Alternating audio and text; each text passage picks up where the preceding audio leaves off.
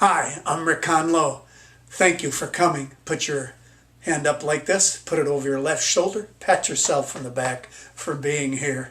I'm glad you're here today. We're going to talk about what is servant leadership. And Robert Greenleaf, the pioneer for servant leadership in business back in the 70s, said this: the servant leader is a servant first.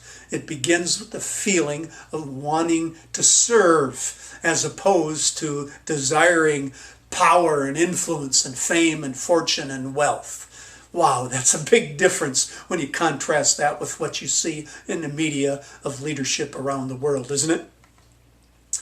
Greenleaf had 10 principles of servant leadership. It begins with listening. In other words, paying attention to the people you're working with, your constituents, your employees, if you will.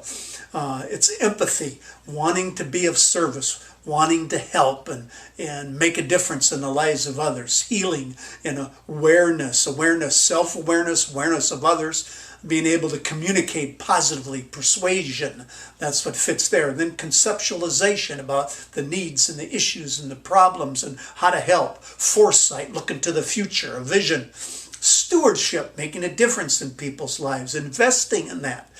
Commitment to the growth of other people, wanting to build them up and help them succeed.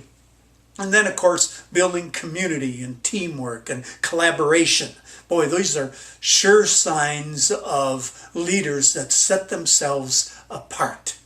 Now, years and years ago, Jesus of Nazareth also talked about servant leadership. He said, whoever wants to be great among you must be a servant first, he said. So servant leadership's been around a long time, but Greenleaf got it started in business and it's resurging. Now, Simon Sinek also talked about how to build a good business, and that many businesses had it wrong. He had what he called the golden circle, and it talked about the why of the business and the how and the what. The what's the products, the how are the processes, and the why is the purpose. And notice he emphasized the why. He says great big businesses distinguish themselves by focusing on the why. And I like that because purpose is about helping make this a better world, not just making money.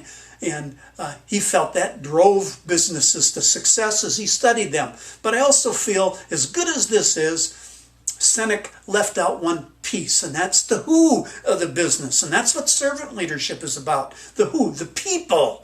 We need to emphasize that.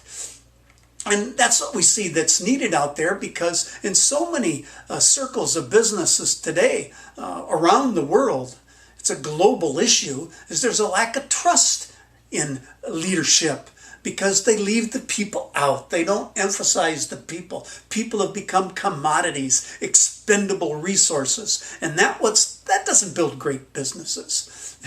It detracts from the success of the business. So we believe the first and only rule of servant leadership is not about you as a leader, it's about the people. And that ought to be a concrete principle for business anywhere, because if you emphasize the people and treat them right, time and time again, those companies do better than if you don't do that. Servant leadership is a state of mind.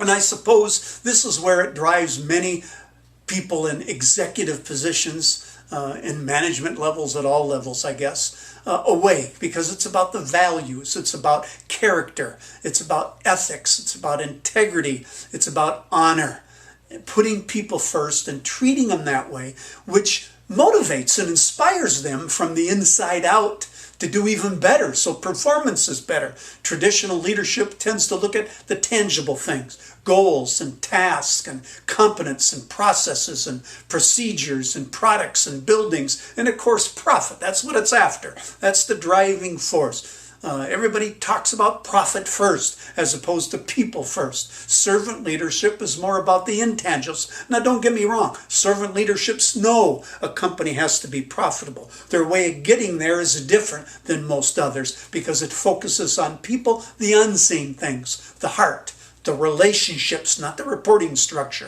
the spirit, the human spirit that people have that inspires and motivates them internally, not externally because someone said fire up. It's the internal thing. They want to for their reasons. So it's about the attitude, the culture, the purposes of the business I mentioned, the teamwork, the potential of what people can accomplish.